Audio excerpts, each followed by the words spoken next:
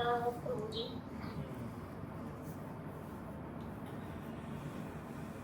हरिः ओम्।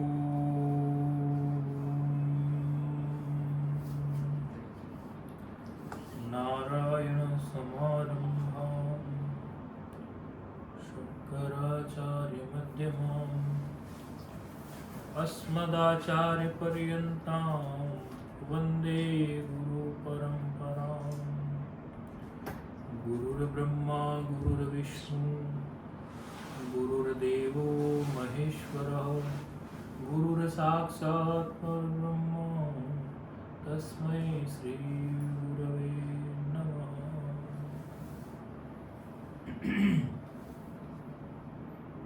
आप लोगों के प्रश्न भी लेंगे, आप सबके प्रश्न भी लेंगे, जिसका जो प्रश्न होगा वो प्रश्न भी लेंगे। अभी 1 मिनट तो भगवत नाम का कीर्तन करेंगे, उसके बाद कुछ चालू करेंगे।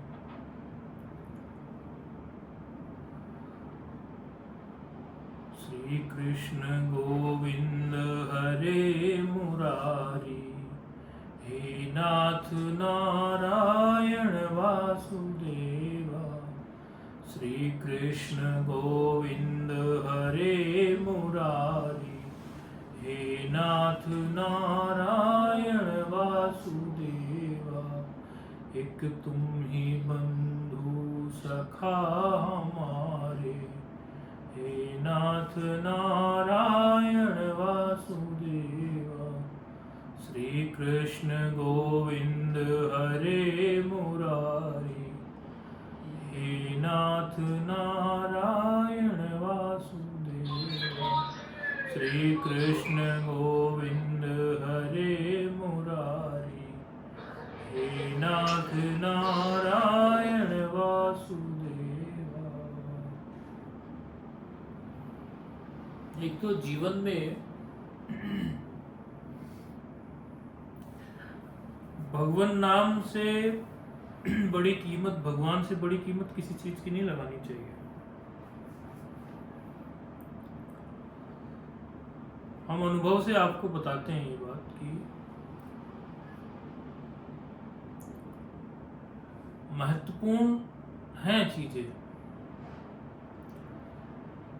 लेकिन आप मानो, एक उदाहरण से समझो इस बात को। यदि आप कहीं जंगल में चले जाए, ये बात हम कई बार आप लोगों को बताते हैं, अपनी तरफ से आप पोज कर लेंगे, पोज नहीं, वीडियो ऑफ कर लेंगे। आपको ऑप्शन दिखाई देगा वीडियो ऑफ करने का, अपनी तरफ से ऑफ कर लेंगे।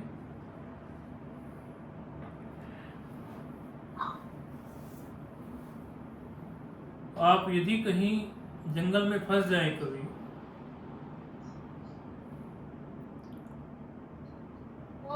और वहां पर ऐसा आपको लगे कि आप बड़े ही सारे धन संपदा और सब चीजों से घिरे हुए हैं, आपके पास कोई कमी नहीं है,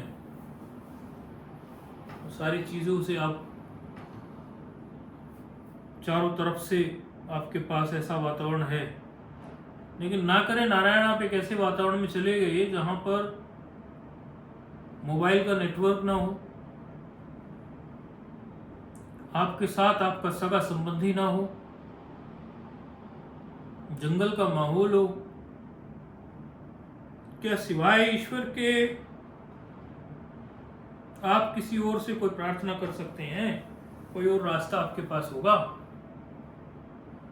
और ऐसी कई परिस्थितियां जीवन में आ जाती हैं कि जो भी हम अपने आसपास निकट अनेकों से हम नेह लगाए रहते हैं, अनेकों से स्नेह कर बैठे होते हैं, संसार की सब वस्तुओं को हम पकड़ के रखते हैं ना, एक समय ऐसा आता है कि चारों तरफ से निराशा मिलती है, क्योंकि ईश्वर एक बार आपको विवेक का मौका अवश्य देते हैं।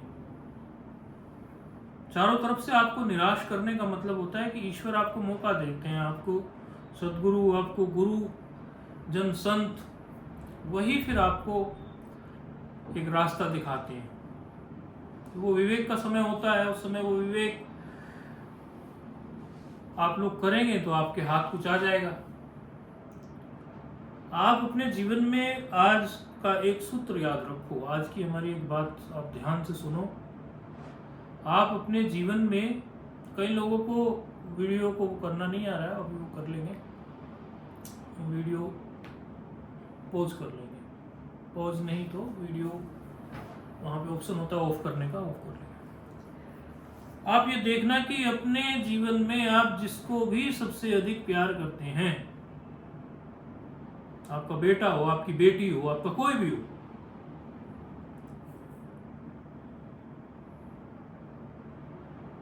एक बार वो आपको अवश्य रुलाएगा। यदि आपका जीवन 70, 80, 90 वर्ष, जितने वर्ष का भी है, आप नोट करना एक बात, एक बार वो आपको अवश्य रुला देगा। आपकी मान्यताएं, आपका सुख चैन एक बार अवश्य वो छीन लेगा।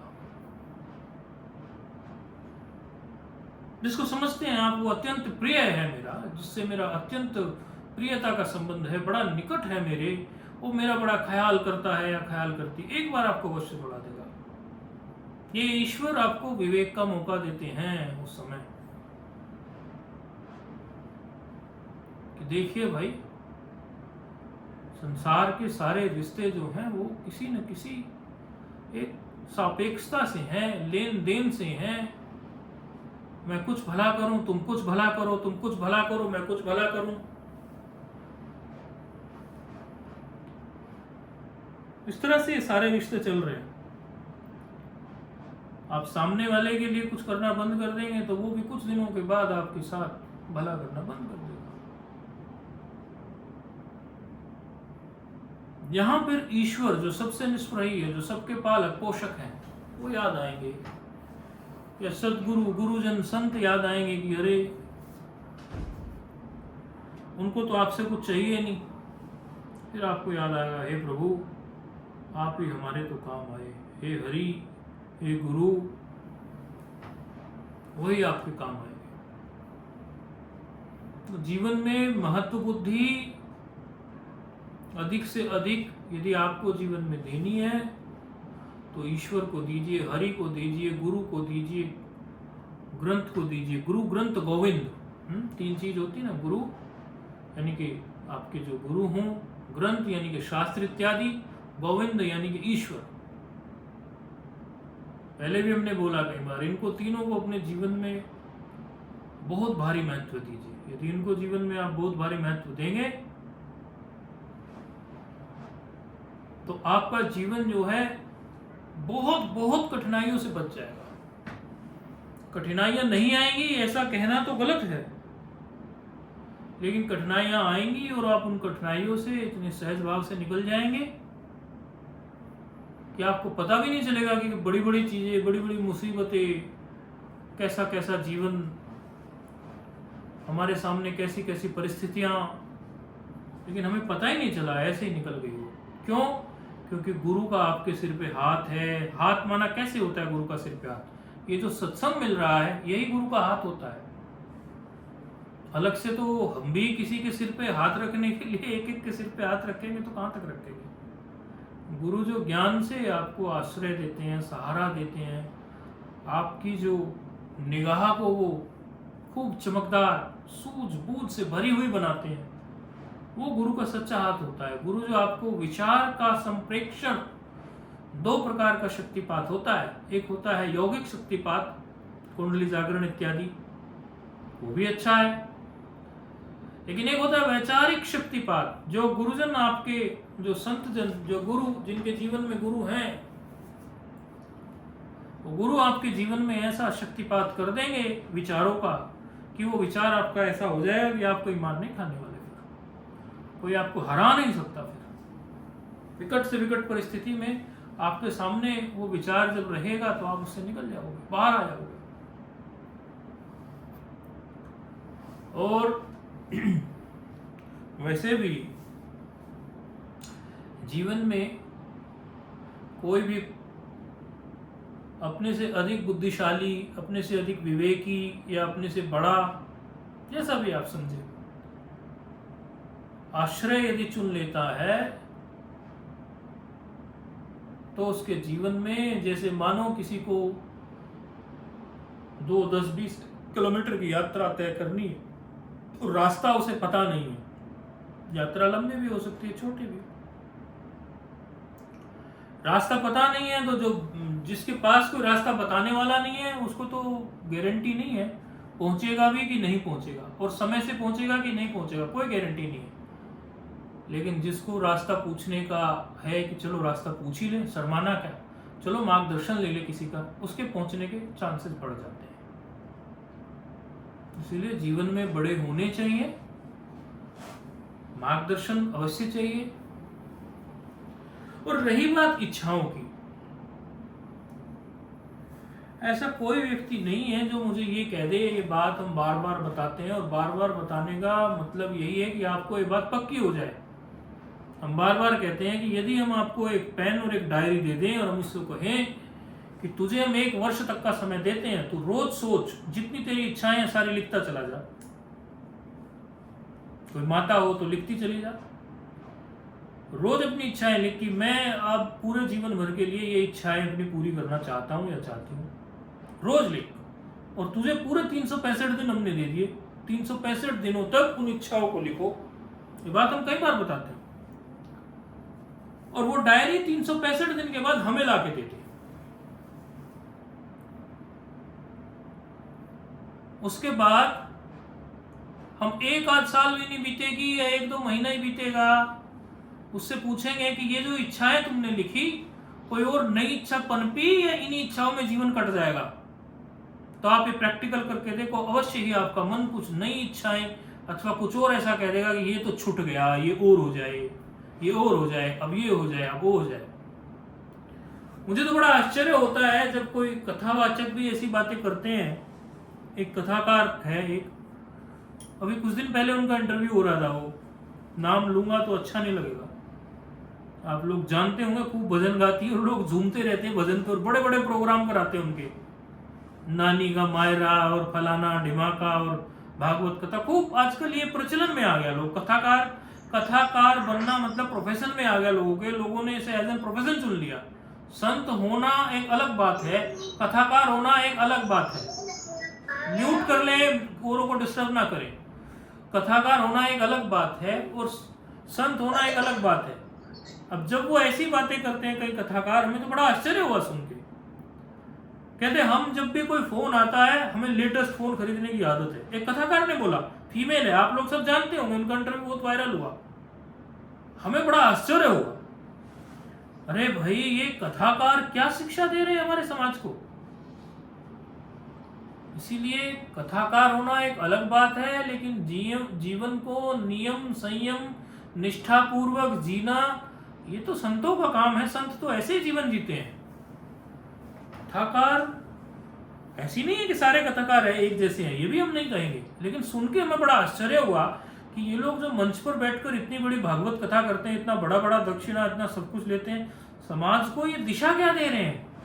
जब आप उन्हें खुद बोलोगे कि नया मोबाइल आया, मुझे और दूसरा मोबाइल चाहिए, तीसरा मोबाइल चाहिए, चौथा मोबाइल चाहिए, ये लेटेस्ट मॉडल, ये लेटेस्ट मॉडल, ये लेटेस्ट मॉडल, और अभी सितंबर माह है ना, तो सितंबर माह में एप्पल लॉन्च करता है नया मॉडल, तो एप्पल ने लॉन्च भी कर दिया अभी कई दिन पहले, और हम फिर गारंटी देते हैं कि वो बहन ने फलानी डिवानी किशोरी, आप लोग समझ जाएंगे, पूरा नाम नहीं लेते, वो फिर से नया लेटेस्ट फोन खरीद लेगी।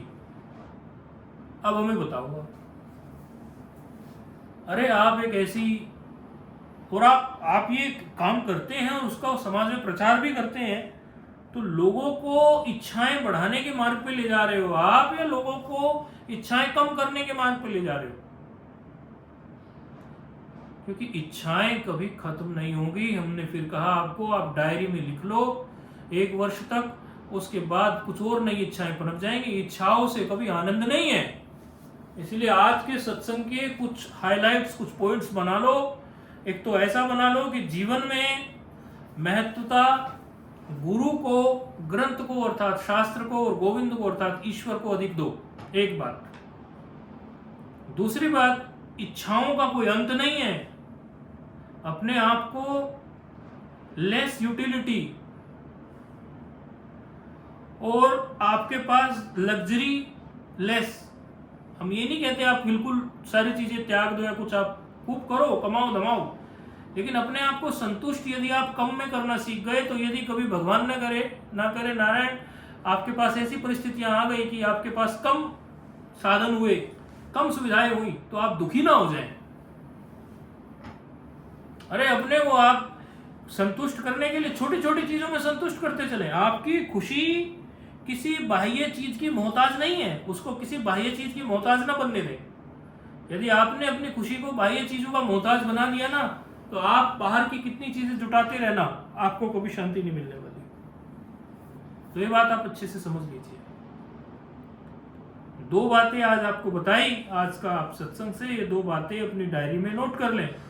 प्रत्येक सत्संग की प्रत्येक दिन से आप ये बातें नोट कर लिया करें। आज 2 बातें आपको बताई हैं। एक तो आप अपनी इच्छाओं पर नियंत्रण करना सीखें, अर्थात मन से कहा करें कि भैया 100 इच्छाएं तू कहता है तो 100 की आधी कर दे, या 100 की कर दे 60। एक संत कहा करते हैं 100 की कर दे 60, आधा दे काट, 100 में से 60 कर दे, 60 कर दे, आधा दे काट, मतलब उसमें से भी 30 कर दे। और ऐसे करते करते वो बहुत ही कम इच्छाओं की बात करते हैं।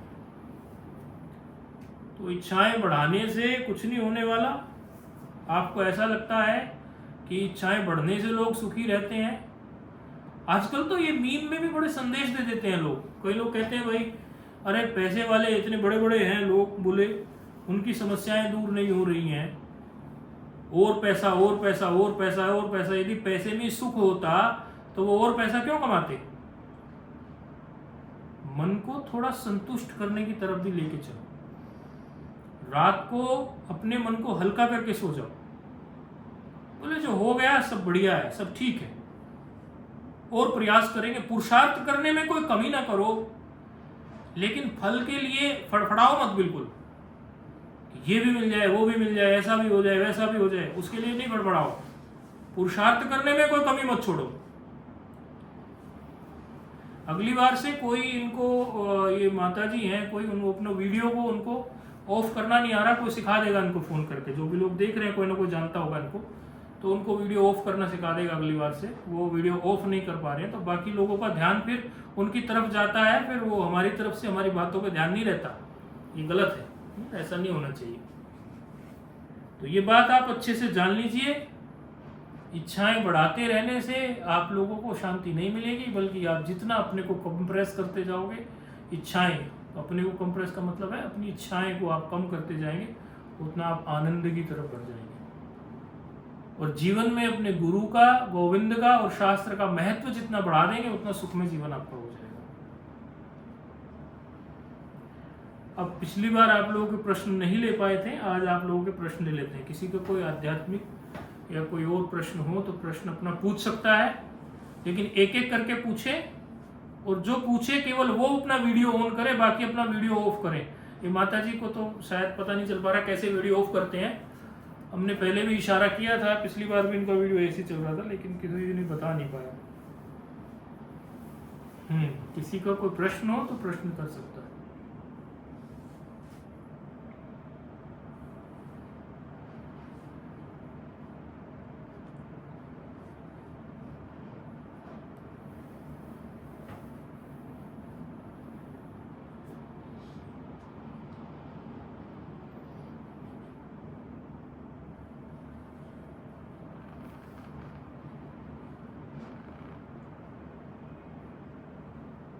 कोई प्रश्न नहीं है? चलो ठीक है, तो फिर कोई प्रश्न ही नहीं है तो अच्छा है। प्रश्न रहित हैं तो संतुष्ट हैं, आनंद में हैं। और गुरुजी प्रणाम। हाँ प्रणाम। गुरुजी मेरा प्रश्न है कि कहते हैं कि श्राद्ध में मंदिर नहीं जाना चाहिए, पूजा नहीं करनी चाहिए, क्या ये बात सही है? नहीं, पूजा नहीं करनी चाहिए ऐसा किसने कहा? श्राद्ध में तो हम पितरों का पूजन करते हैं। मतलब जोत नहीं जलानी चाहिए, दीपक नहीं जलाना चाहिए, कुछ लोग छोड़ देते हैं, और ऐसा मेरे रिलेशन में भी मेरी सिस्टर के यहाँ भी ऐसा हो रहा है। तो गुरुजी इसमें क्या सच्चाई है? और नहीं। अच्छा एक चीज, है। हाँ ठीक है, समझ गए। एक तो चीज आप ये निर्धारण करें अपने जीवन में, यहाँ पर 2 बातें हैं। ये प्रश्न कई तरह से आएगा। कभी कोई श्राद्ध को लेकर कहेगा, कभी कोई सूतक पातक को लेकर कहेगा। पहले हम श्राद्ध को लेकर उठा लेते हैं। एक तो जीवन में आप ये निर्धारण करें कि आप लोग क्या चाह रहे हैं, मतलब कोई भी पूजा या कर्म आप क्या करना चाह रहे हैं। सामान्य रूप से जो आप ध्यान भजन करते हैं, आपके जीवन में आपके इष्ट की कोई माला जप ध्यान है, तो उसको छोड़ने से कोई आपको लाभ नहीं होने वाला। ऐसा कोई विधान नहीं है कि आप उसको छोड़िए श्राद्ध में। श्राद्ध में ऐसा छोड़िए ऐसा विधान नहीं है, क्योंकि प्राय आपकी जो पूजा पाठ है वो प्रातःकाल ही हो जाती है, सूर्योदय से पहले समय या तो शाम को होती है। जो श्राद्ध का समय हो, श्राद्ध के उस समय पर आपको श्राद्ध पर फोकस करना है और श्राद्ध से संबंधित विधियां करनी है, न कि सुबह शाम। सुबह शाम तो आपकी जो भी आपका जब ध्यान है आप उसको कंप्लीट करें। जी गुरु जी।